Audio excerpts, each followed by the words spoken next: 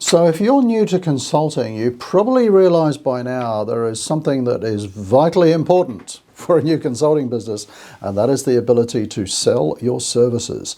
And a component of that is being able to put together really good client proposals. That's what we're going to talk about this week. So if you're new to consulting, maybe you've just started up your consulting business, maybe you're thinking of starting up a consulting business, one of the things that you've got to be really comfortable with is selling. And I've got some videos on the channel about sales in consulting. I'll put some links down below to those. I won't go into it now. A lot of people don't like selling. Let me just say this. If you don't enjoy sales and doing it in a supportive, consultative way, you ain't going to make it as a consultant because you're not going to be able to sell your services. Now, one of the really important parts of consulting sales is the client proposal. And certainly in most B2B environments, certainly with larger corporates, they're going to expect a formal proposal from you. And they're probably going to be getting proposals or quotes from a number of different consultants. So what are the important parts of a consulting proposal? I'm not going to go into it in minute detail, but I really just want to share with you some of the core sections of a proposal and why they're important. So I've got 7 for you. Let me just run through those fairly briefly. So first of all, I just want to say one thing. The consulting proposal is not about you. It's about the client. Just get that sort of thought in your head for a moment. If I'm reading a consulting proposal and it's all about, the consultants and how wonderful they are, I kind of, I want it to be about me, the client, and how they're going to help me. So bear that in mind as I'm running through these 7 sections. So in no particular order or priority, number 1, you have got to demonstrate knowledge. What kind of knowledge? Knowledge of the client's industry and knowledge of their particular issues. So if you're consulting architects, for example, which I know nothing about, and you're putting a bid in to build a hospital, you need to be able to show that you have worked on a lot of public infrastructure projects before, that you've built hospitals before or designed hospitals before, because they're not going to accept somebody who's never done it before. Now that's always pretty tough, isn't it, when you're starting out consulting? But if you look on the channel, I think I've got a video called Fake It Till You Make It, which is not quite as crass as it sounds, but it's always a little bit hard when you're starting out. But you've got to demonstrate that knowledge. If I'm going to spend a lot of money hiring some consulting help, I want to know that they've done this before, that they've got the right knowledge and experience. The second one I'm calling empathy.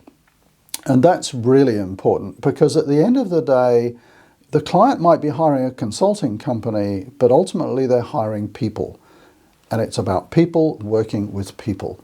And so you want to make sure that you have a really good cultural fit with your potential clients. So that can be a little bit hard to find out initially, but after you've been doing this for a while, you get good at kind of reading people and understanding the culture of a business, and you need to try and match that.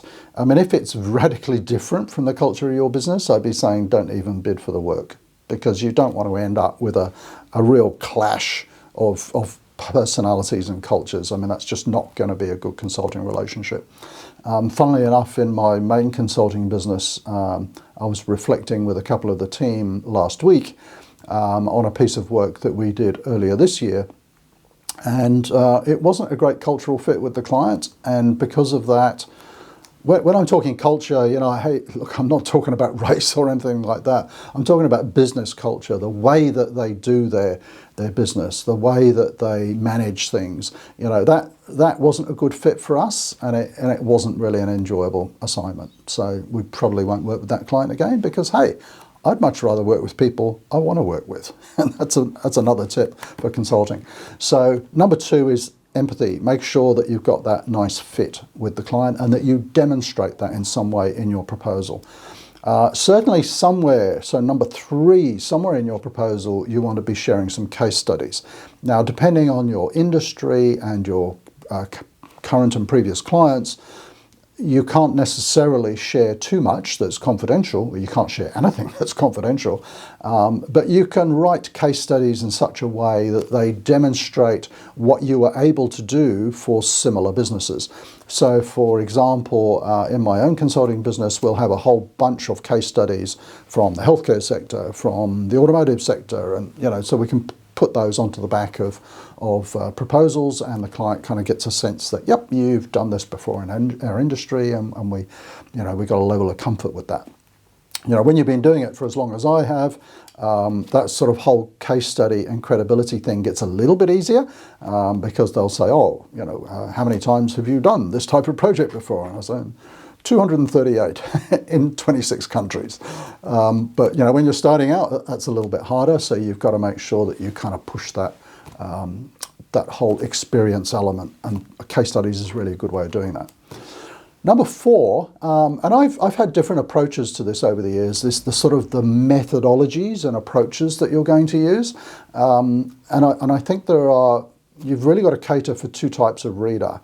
There's going to be the client who wants to see that you've got a bit of a process and a method and a framework that you're going to use for delivering this service, but they're not going to read it. They just want to see that you've got one, and it kind of makes sense.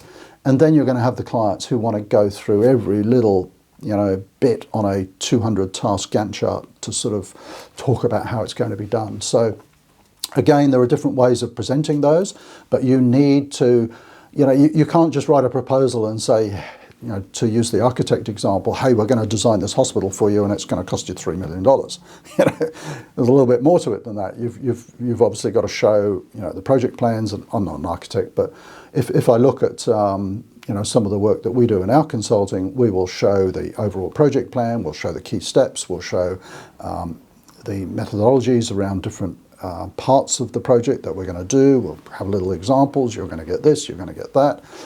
So that can actually need quite a bit of detail.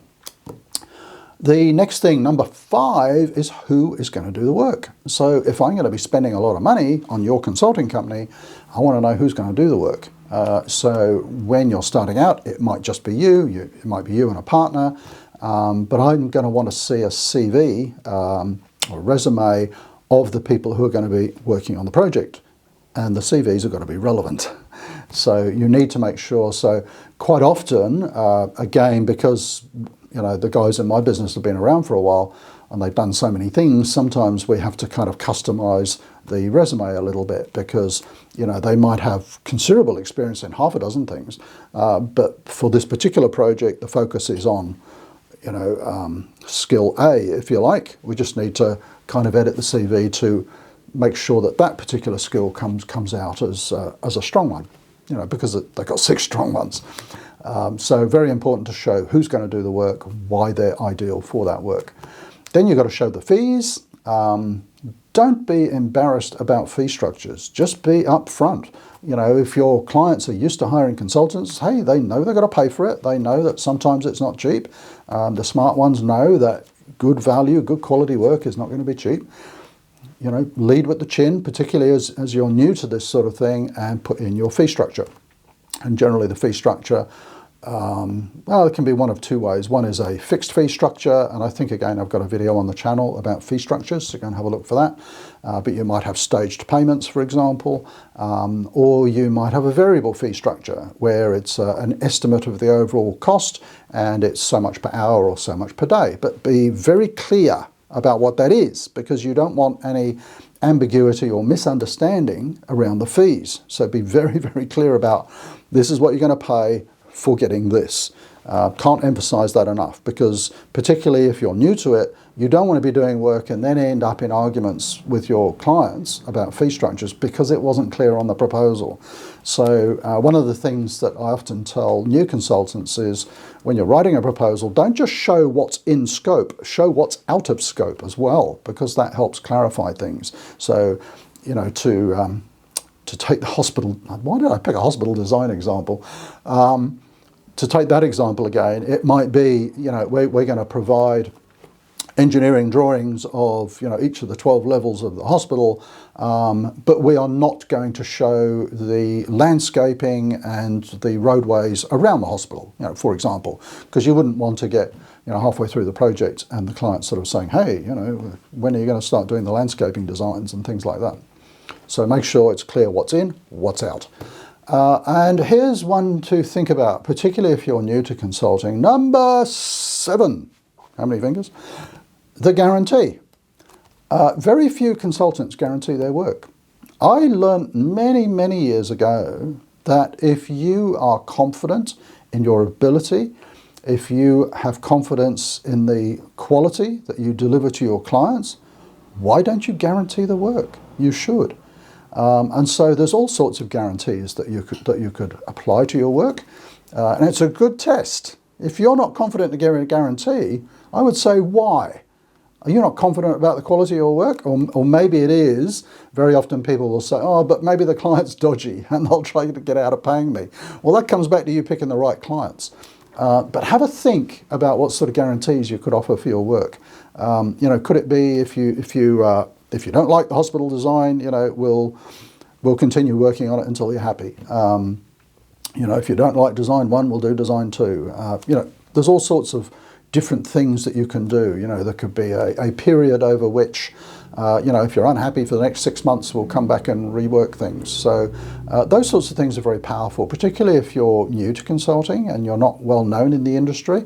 That could be the difference between weighing up your proposal and your competitors. Like, we don't know these guys and they're pretty new, but we kind of like them, and hey, they've de-risked it. They've added a guarantee in there as well. So think about that. I don't know of any of the big consulting firms that add guarantees. Interesting, eh? Okay, so there we go. Consulting proposals, an absolute key part of successful consulting. I've been doing this for 24 years. I've written thousands of proposals, literally thousands. I'm recording this on a Sunday. Yesterday, I wrote 4 proposals for clients. You might be saying, why am I still writing proposals? It's a very good question. I mean, I have a large team now and they're writing most of them. Why did I write those for? A couple were follow-on projects for very good clients that I've known for a long time, and I'll do those.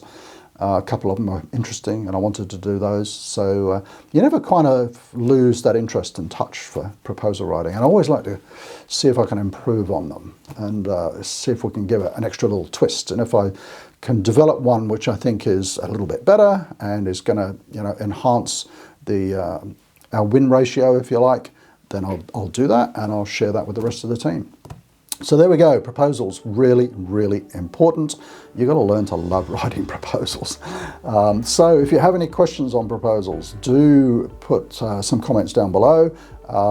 If you are new to the channel, do subscribe, do like, do share, all of those things. And the more likes and shares and comments I get on a particular video, I know that one's resonated with you and that it's popular, and I'll think, okay, I can do another one on that. Let's think of a different angle, and share more information. So thanks for watching. I'm starting to ramble. Time to go. See you next time.